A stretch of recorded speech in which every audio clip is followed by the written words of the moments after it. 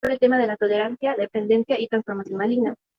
La tolerancia está definida como las células que tienen una capacidad de adaptarse a las condiciones que lo rodean, donde encontramos que la respuesta de las células a un mensajero dado disminuye por la exposición prolongada, a la cual llamamos tolerancia o desensibilización. Aquí en la imagen podemos ver que la alergia son los síntomas que se tienen al estar expuestos a un alérgeno. El siguiente proceso es la desensibilización, que es cuando se recibe el tratamiento, y la tolerancia es el efecto que persiste después de dicho tratamiento. Siguiente, por favor. Tenemos ahora que en el caso de un paciente en el cual se le ha estado dando una dosis prolongada de cierto medicamento, esto puede hacer que sea necesario aumentar la dosis para llegar a tener el efecto deseado. Es importante hacer notar que las dosis solo deben ser administradas por médicos certificados, porque es frecuente el caso en el que los pacientes deciden tomar una mayor cantidad de esta porque ya no les hace efecto, y este puede traer consecuencias mayores ya que afecta al paciente en sí.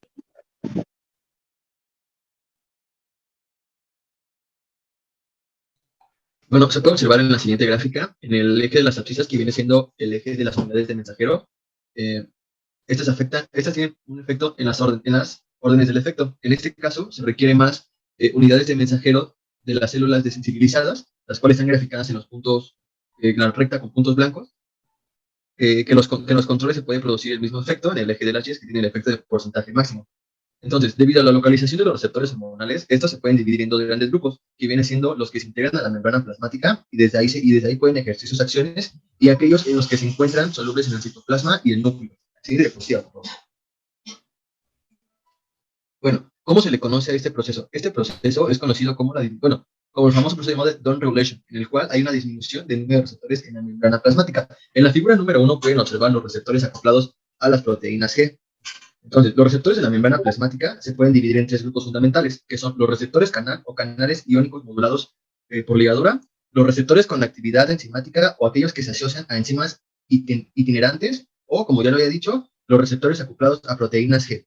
Los receptores acoplados a proteínas G pueden llegar a tener una estructura muy peculiar, ya que están constituidos por una cadena de aminoácidos cuyo extremo amino terminal se localiza en la porción extracelular de la célula.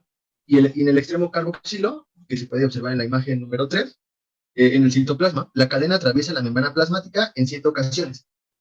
Entonces, para que ustedes puedan entender un poco más qué es el proceso de down regulation, esta es una etapa inicial en la cual toma unos cuantos minutos y en la cual se producen ciertos cambios en el estado de la fosforilación del receptor, que lo congela en un estado inactivo de la poca actividad que tiene los receptores acoplados a proteínas G. Y ya, siguiente. Bueno, este es el ajuste de receptor de rodopsina, en el cual se puede observar el segmento externo de la membrana, que está constituido por ciertos... ¿cómo puedo explicar? Bueno, la rodopsina es el responsable de la absorción de la luz y la proteína fundamental en las primeras etapas del proceso visual. Para que este sensor de luz, el cual se puede observar en la imagen como canal de sodio activado y el receptor de luz, son 7 dominios transmembranales acoplados a proteínas G, en el cual se puede llegar a cambiar su sensibilidad y en el cual se pueden requerir ciertos cambios en su estado de fosforilación, catalizados por proteínas sinasas y fosfasas, presentes en los conos y bastones de la retina. Siguiente, por favor. El siguiente tema a tocar es la desensibilización heteróloga y homóloga. La homóloga es aquella en la que se produce un mensajero sobre la que el mismo genera, mientras que la heteróloga es la acción de un mensajero que desensibiliza la respuesta celular a otro compuesto. Esto sucede cuando el mensajero A provoca a través de sus sistemas de transducción la fosforilación de una serie de proteínas, entre las cuales se encuentra el receptor para el mensajero B, ocasionando que su respuesta al ser activado esté notablemente reducida. Es importante recordar que la desensibilización de un receptor no implica señalización, más que un proceso de encendido o apagado, es uno de cambio de señalización. Así, al desensibilizarse un receptor del tipo de los acoplados a proteína G, deja de disparar con su sistema de acoplamiento, ya sea el de adenilil y clasa o el de los fosfoinosítidos calcio, pero se enciende un señalamiento de la expresión de genes por el sistema de la MAP, que son sinasas de proteína activadas por mitosis. La proteína beta-arrestina es la clave para frenar un tipo de señalamiento y encender a otro. Bien. En la dependencia es muy frecuente que la dependencia sea asociada con la tolerancia o también con adicciones de drogas, o también puede ser un caso muy familiar, que es el capítulo de La Rosa de Guadalupe, de que una chica es adicta al celular y su mamá avienta el celular por la ventana y sigue el celular, ¿no? Entonces, eso también sería como un ejemplo. Y esto se le puede, pues, como que suspende al paciente o a la persona su administración o el uso, y eso se le puede conocer como un síndrome de abstinencia. Las células elevaron sus niveles de AMP cíclico. ¿Qué había sucedido? Aquí sucede cuando es el abuso de drogas. Un ejemplo es de que una persona cuando deja en periodos prolongados la droga, pues necesita ir consumiendo poco a poco por médicos certificados esta droga. ¿Por qué? Porque tampoco puedes quitarle de la noche a la mañana pues a la persona droga, pues porque le puedes ocasionar hasta la muerte. Y esto sí, ya que la célula tiene como un síndrome de abstinencia y esto hace que la célula tenga unos niveles altos de AMP cíclico. Para la transformación genética, pues existe la generación de tumores cancerígenos y esto tiene una relación con comunicación celular. Aquí están las proteínas de función de mensajeros, que se le conoce también como factores de crecimiento. Para esos factores de crecimiento introducen péptidos, también introducen proteínas y agentes no proteicos. En las células normales, aquí no necesitan los factores de crecimiento para poder crecer en el cultivo. Mientras tanto, en las células cancerígenas, aquí no necesitan el factor de crecimiento para multiplicarse y también ellos mismos crean su factor de crecimiento. De hecho, ellos pueden como que engañar a las células vecinas para que produzcan estos y también pueden continuar dividiéndose. Oiga, ya estamos pasaditos de tiempo, entonces le voy a pedir Sí, que de hecho, ya pueda vamos a terminar. concluir. Ah, ok, ok. Ok, con esto cerramos entonces, Frida. Nada, sería y ya A sería ver, todo. Sí. adelante. Bueno, em, otra de las razones por las que una célula se puede convertir en cancerosa son los oncogenes, que son básicamente genes que han sido modificados por alguna razón. El índice fue el que codifica la proteína SRC, y esta proteína, ¿cómo se llama? Así participa en la propagación de señales celulares. Esta se descubrió porque un investigador, Peyton Rose, se dedicó a investigar pollos que habían sido infectados por un virus y que después habían desarrollado sarcomas, que es un tipo de tumor. Y de esta forma se descubrió que una forma de que se produzcan estos oncogenes es que los virus toman un gen normal, luego lo modifican mutando ellos solos y cuando lo vuelven a introducir en otra célula, estas funciones han sido modificadas. Y de ahí pues, proviene también una desregulación de un factor de crecimiento, como vimos antes. Y eso sería todo. Bueno, buenos días. Nosotros vamos a hablar acerca de los mecanismos de acción de algunas hormonas y sus neurotransmisores. Bueno, empezaremos con un esquema de introducción de los neurotransmisores. ¿Qué son los neurotransmisores? Son biomoléculas que se encargan de transmitir información de neurona a neurona mediante un proceso llamado sinapsis. En este proceso habrán dos neuronas, una que se encargará de emitir la información, llamada neurona presináptica, y la otra postsináptica, la cual recibe la información. La función de estos neurotransmisores es excitar o inhibir dependiendo del tipo de receptor. Estos pueden potenciar o disminuir su funcionamiento. Tenemos una pequeña clasificación, la cual se divide en excitadores e inhibidores. Y como su nombre lo dice, la primera aumenta la probabilidad de que active un potencial de acción y la segunda disminuye que se dispare un potencial de acción. La membrana plasmática está polarizada. Esto se puede decir por cómo están acomodados los iones en la membrana. En el interior hay potasio, pero predominan los aniones proteicos con carga negativa. Y en el exterior predomina el sodio. Como consecuencia, podemos decir que el interior está cargado negativamente y el exterior positivamente. Cuando inicia un potencial de acción, llega a la terminal sináptica de la neurona y hace que las vesículas liberen neurotransmisores. En la sinapsis, bueno, el proceso de sinapsis podemos dividirlo en dos.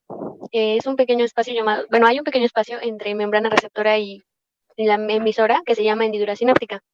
Este proceso podemos decir que hay dos tipos, el eléctrico, que es con uniones GAP o GAP, y la sinapsis química, con descarga eléctrica y produce neurotransmisores. Esta última la podemos dividir en inhibidoras y en excitadoras. Bueno, en este caso yo les voy a exponer acerca de la adrenalina y la noradrenalina, que serían la hormona y su neurotransmisor respectivamente. Este es un caso particularmente muy usado, pues está implicado en varios de los procesos metabólicos de nuestro organismo, ¿no? Bueno, primero tenemos que saber que la adrenalina es la hormona y la noradrenalina es el neurotransmisor. La noradrenalina es la precursora en la biosíntesis de la adrenalina y esta participa en varias funciones como el aprendizaje, la frecuencia cardíaca, regular la tensión arterial, las glándulas y el metabolismo en general. Bueno, la adrenalina también está formada a partir de un aminoácido de tricina, que es TACIF, y la médula y se genera en la médula de la glándula suprarrenal y las neuronas simpáticas. Y aquí está la estructura de la adrenalina. Y bueno, Bueno, el ejemplo del mecanismo de acción de la adrenalina que vieron anteriormente fue para mostrar la complejidad del tema. O sea, solo se demuestra que cada hormona es un mundo de acciones y mecanismos propios. Y no se tiene tiempo de profundizar en cada una de las siguientes, pero sí de hacerles una mención siquiera. Algunas ya son conocidas, ya son familiares, como la insulina, cuyo propósito es disminuir la concentración de glucosa en la sangre y aumentar la producción de transporte de azúcar al interior de las células. La lectura también nos hace mención de hormonas de naturaleza peptídica, el glucagón, la vasopresina, la antiogesina 2, solo son algunos ejemplos de estas. Y finalmente podemos mencionar algunas hormonas autacoides, como por ejemplo la histamina, la serotonina, la adenosina y las prostaglandinas. Estas dos últimas siendo responsables de inhibir la agregación plaquetaria, disminuir la liberación de algunos neurotransmisores de tipo excitador en el sistema nervioso y muchas otras acciones. Cabe mencionar que la palabra autacoide básicamente hace mención a hormonas locales, que hace el mismo organismo en respuesta a cambios específicos localizados dentro de la redundancia dentro del cuerpo, ¿no? Y pues con eso concluiríamos esta exposición. Tema de las células madre, de un artículo muy interesante. Y bueno, comenzamos. Ok, yo voy a comenzar con una pequeña introducción acerca de las células madre. Voy a mencionar los tipos y qué es una célula madre. Una célula madre o célula troncal es aquella capaz de dividirse indefinidamente y diferenciarse a distintos tipos de células especializadas, no solo morfológicamente, sino también en la parte funcional. Las células madre pueden clasificarse de acuerdo a su origen en células madre adultas y células madre embrionarias. Las células madre adultas o multipotenciales también son conocidas como organoespecíficas, ya que generan los tipos celulares del mismo tejido, y las células madre embrionarias provienen de los embriones. Otra clasificación que se les puede dar a las células madre se puede basar en su potencial y su capacidad de diferenciación. Estas pueden ser totipotenciales, en donde únicamente el cigoto y los descendientes de las dos primeras divisiones son células totipotenciales, ya que tienen la capacidad de formar tanto el embrión como el troboflasto de la placenta. También están las células pluripotenciales.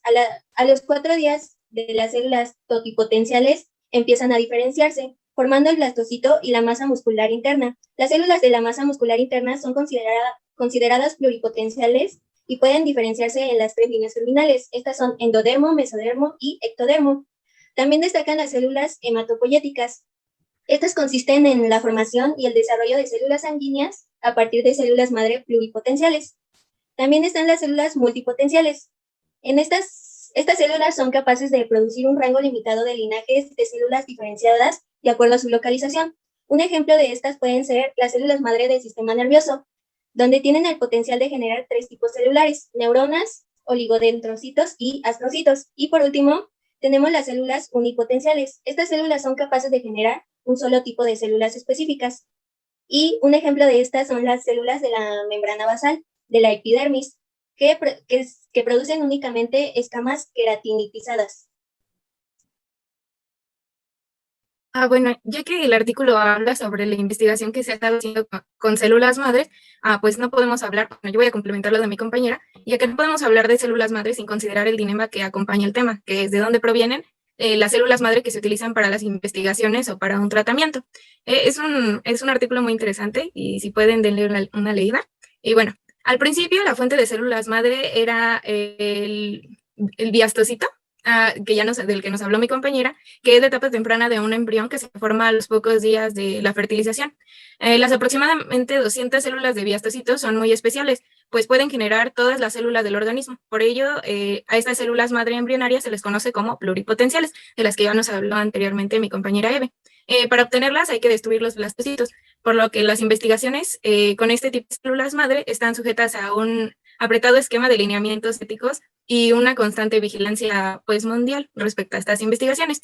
Pero en las últimas 2 décadas se han descubierto reservas de células madres en el organismo adulto, las que también nos comentó mi compañera, que son conocidas como multipotenciales, lo que puede evitar el problema de obtenerlas de los embriones. Las desventajas de estas son que no son tan flexibles y son pocas y tampoco son tan duraderas si las comparamos con las del embrión. Por mencionar algunos lugares donde se encuentran, son la médula espinal, la pulpa de los dientes, la retina y algo que también nos interesa mucho en este artículo, en el tejido adiposo, ya que este último ha sido utilizado en investigaciones y resulta muy útil. La función natural de estas células es dividirse para producir células de tipo específico para regenerar tejidos que los rodean. Dentro del organismo, estas células solo dan lugar a ciertas clases de células, por eso se conocen como multipotenciales. Resultan una buena fuente de investigación de células madre, ya que se han utilizado en algunos tratamientos. De hecho, si lo leen en el artículo, no voy a entrar en detalle porque no tenemos mucho tiempo, pero si lo leen en el artículo, ha servido para tratamientos de regeneración en ratones y en perritos. Y bueno, ahí les puse unos ejemplos.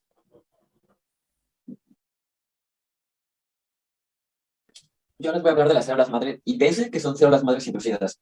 Hubo un momento en el que, mientras todos estaban pues, muy dispuestos a saber cómo trabajar con las células madre, Shinya Yamanaka se preguntó más bien cómo era posible que hubiera células madre dentro de un cuerpo ya adulto y qué pasaba con ellas para que siguieran siendo una célula madre y no se hiciera una célula especializada como todas las demás. Para esto, Shinya Yamanaka tomó un retrovirus y agregó 4 factores de transcripción a una célula normal y descubrió que con esos 4 factores de transcripción podría modificar estas células y regresarlas a su proceso de célula madre. Estos 4 factores de transcripción es el factor SOX2, el factor OCT4, y estos 2 factores están involucrados en la autorrenovación de las células madres. También se le agregó el factor KLF4, que ayuda a las células madres para diferenciarse, y también el factor CMYS, que más bien regula y codifica los factores de transcripción. Entonces, con esto llegó a la conclusión de que las células madre, pues todas tienen el mismo código genético, todas las células tienen el mismo código genético, pero las células madres pues tienen ciertos genes activados que las demás no, y se pueden activar con estos 4 factores de transcripción. Este descubrimiento hizo que Yamanaka ganara el Nobel de Medicina y Fisiología en 2012. Les queda 1 minuto, ¿sí? Bueno, yo les voy a hablar de la forma en la que un procedimiento de producción de células madres sea adecuado, cumpliendo con ciertas condiciones. Como primero, debe generar la cantidad necesaria de células madres en un laboratorio y pues que se pueda diferenciar, ¿no? Un tipo de célula a otro.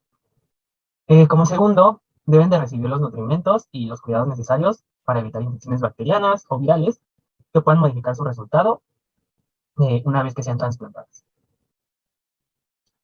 Como ya dije, 3, las células deben sobrevivir al trasplante y deben funcionar debidamente de acuerdo a la investigación que se haya llevado de esta célula. Y como paso final, estas no deben de generar cambios inesperados en el sistema, como por ejemplo, originar una célula cancerígena.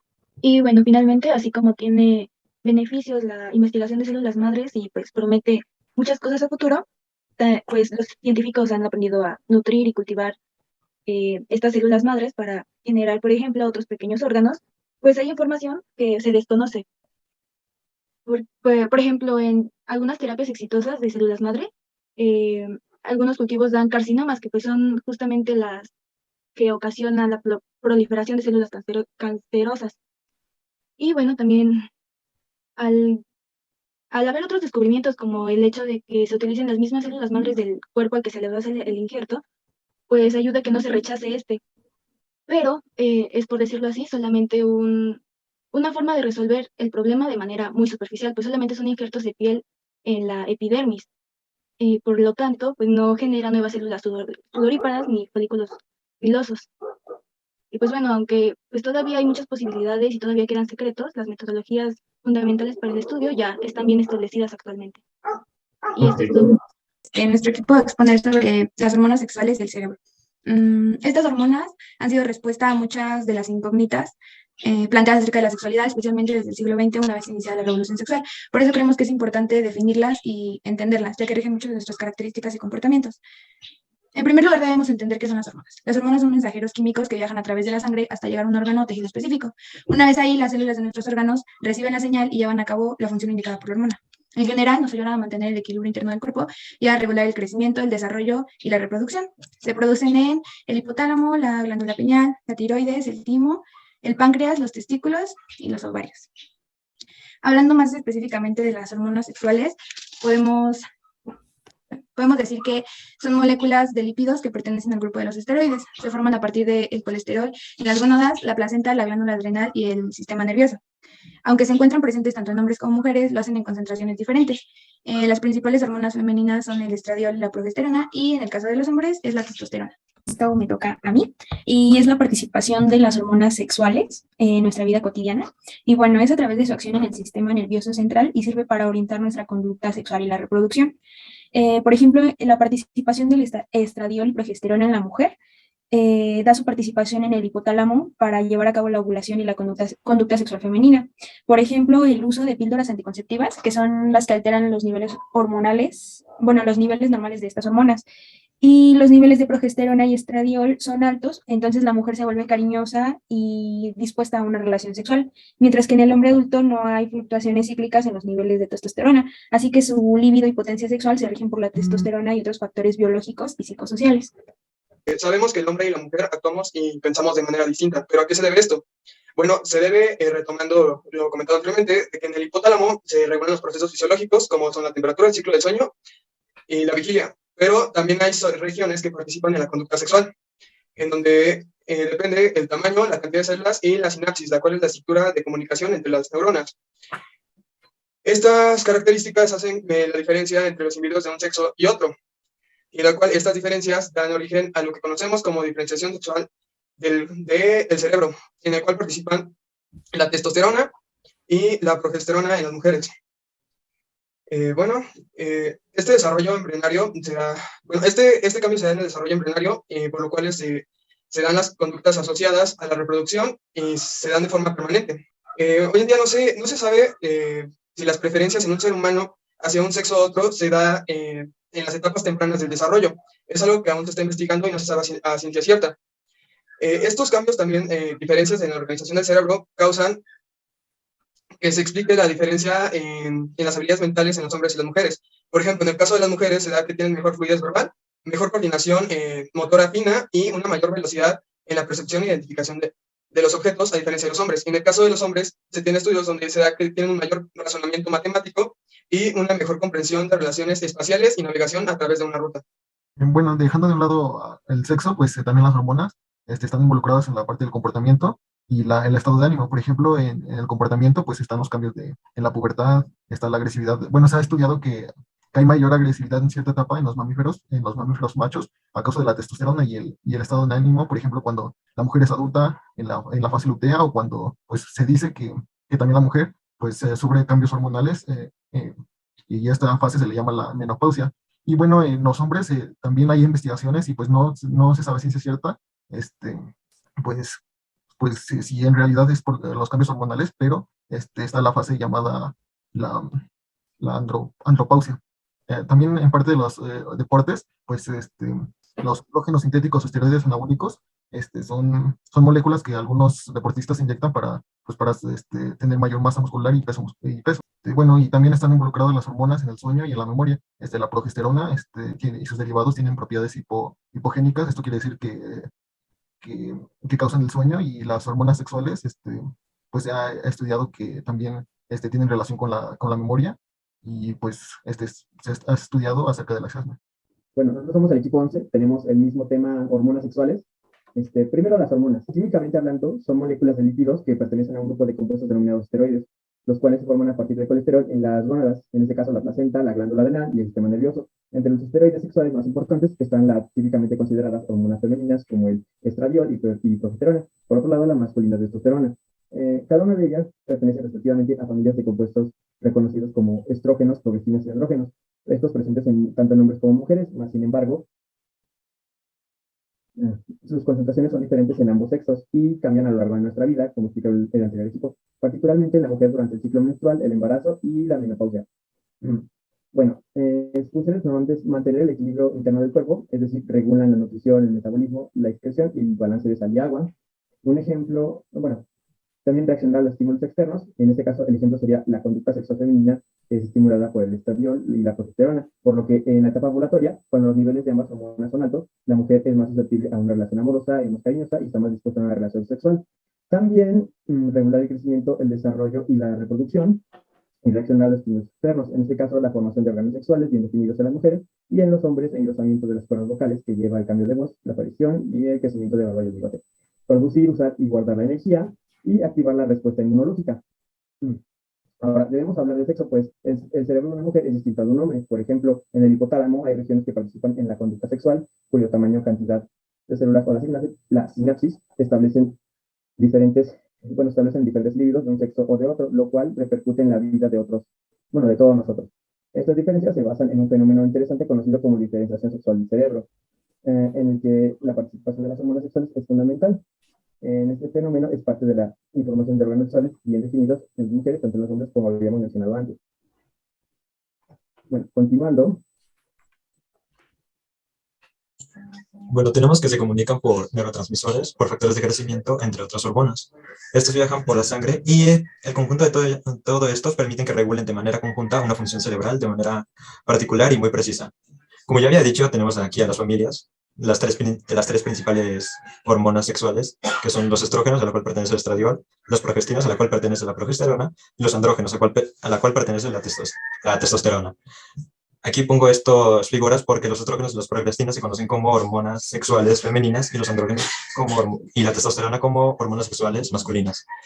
Intervienen en la diferenciación sexual, en tipo para saber si vas a ser niño o niña, en el ciclo del sueño porque algunos tienen propiedades hipnogénicas, en la conducta sexual, pues más que nada, en plan, si te sientes atraído por alguien o que empiezas a ovular o para mantener como relaciones. Igual también la regulación de la reproducción, puesto que van a regular si el óvulo se va a fecundar o no. Y en la protección de neuronas, la progesterona y el estradiol ayudan a la reparación del daño en las neuronas cuando estas tienen algún daño producidos por la falta de irrigación sanguínea o por la carencia de oxígenos o por un trauma cerebral por golpes y contusiones. Ya para finalizar, la progesterona tiene propiedades hipnogénicas, en este caso ayuda al sueño e interviene en el embarazo. El estradiol aumenta el número de sinapsis en el hipocampo, regula el colesterol y fija el calcio. Y la testosterona interviene tanto en la producción de esperma como en el desarrollo muscular. Ya por último, y concluimos, las hormonas sexuales están con nosotros durante toda la vida, incluso desde antes del nacimiento. Son sustancias que se producen principalmente en las gónadas que ya habíamos dicho viaja por la sangre. Sin embargo, las hormonas regulan nuestro organismo y va más allá de la producción y la conducta sexual. Influyen en nuestro estado de ánimo, memoria y sueño. Gracias por su atención.